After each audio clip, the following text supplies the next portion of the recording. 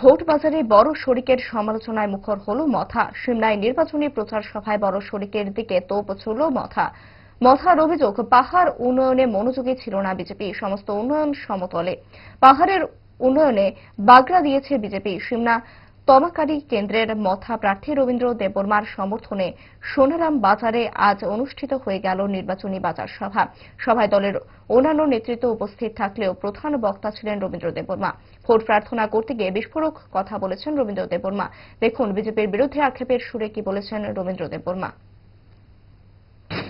উন্নয়নের মালবাড়ি মাত্র 150 কোটি, ত্রিপুরার বাজেট সেমানো চলুক 32,500 কোটি, আজ আগাও চুনা বছরিকা 667 কোটি, সেনা 260 কোটি তারপর নিয়াকো তাকলাইনি উঠা বছর 34,000 কোটি, এডিশনাল বছর ছোড়া মাত্র 914 কোটি।